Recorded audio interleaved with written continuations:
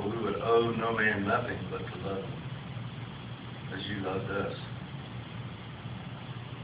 So Lord, I thank you that you're going to allow me to enjoy your word with my brothers and sisters. And I thank you that I will love them as you have loved me. And I know how to love them because you showed me by loving me. Lord, I know what I know that is of goodness by your Spirit. And only by your Spirit do I know anything. And without your Spirit, I know nothing.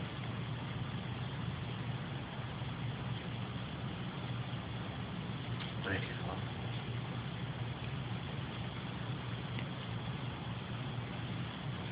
I was sitting there listening. I got some little side things that I want to say. Maybe it's for somebody. It's not really in the message, so I won't charge you any extra for it or anything.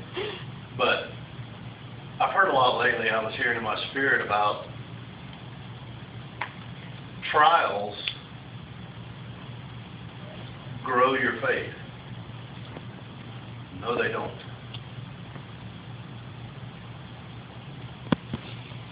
If trials grow your faith, then the gift of faith comes through trials, and it is not a gift.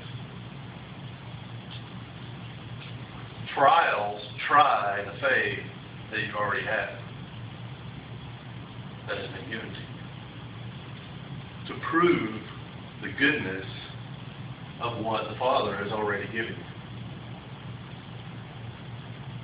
Not so that you will have more faith, it's so that the faith that you already have will be tried.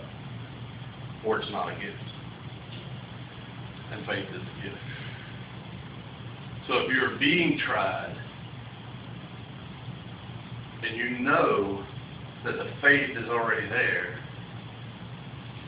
to pass you through this trial, and the faith that God gave you, which is God's faith, is being tried, not you,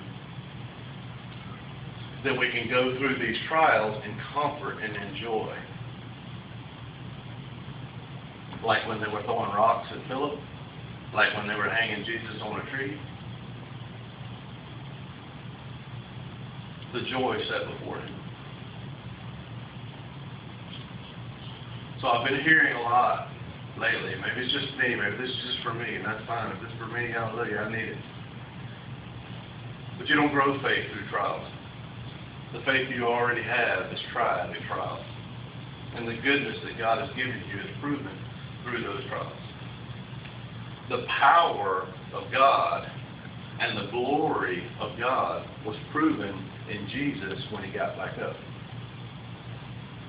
But Jesus' faith didn't change.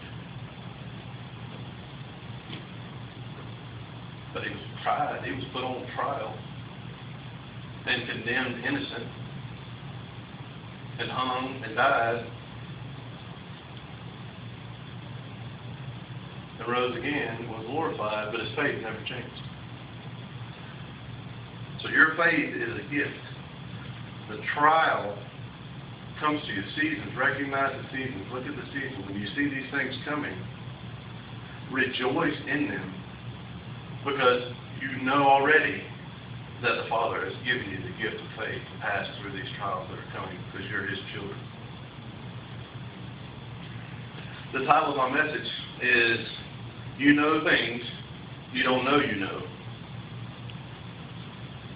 I'm going to turn to John chapter 8, verse 12. And to preface this is, Jesus is in the temple, and this is where the, I don't know what they call her, the harlot or adulteress. She was in adulterous affairs or whatever. She comes in, the Pharisees bring her in, and they say, well, what do we do with this woman, right? But I want to start at verse 12 there, chapter 8. It says, Then Jesus again spoke to them, saying, so just to put this into context, the lady's there, we know the story. It says, he who's without sin, let him cast the first stone, and they started leaving one by one, right? Starting with the oldest, so several of them had left. But he had been teaching an entire crowd there before that. So the people that came in that brought the lady are now gone, but the original crowd is still there. Okay, so Jesus is not by himself. He says, then Jesus again spoke to them, saying, I am the light of the world. He who follows me will not walk in darkness, but will have the light of life. So the Pharisees said to him, so he is there. We're going to see here that there are people there that believe, and then there are people there, the Pharisees, that don't believe. So they're testing Jesus, trying to say that your testimony is false. So if you read between the lines of what I'm going to bring to you tonight, you're going to see, well, what you're saying is not true because you testify about yourself. And Jesus says, well, even in your own law, you say that the testimony of two are there, then the testimony is true. They're going back and forth and battling this. So there are people in this crowd that don't believe, and there are people in the crowd that do believe, and then there are people in the crowd that are going to come to believe at this episode. Okay, so that just puts it in context.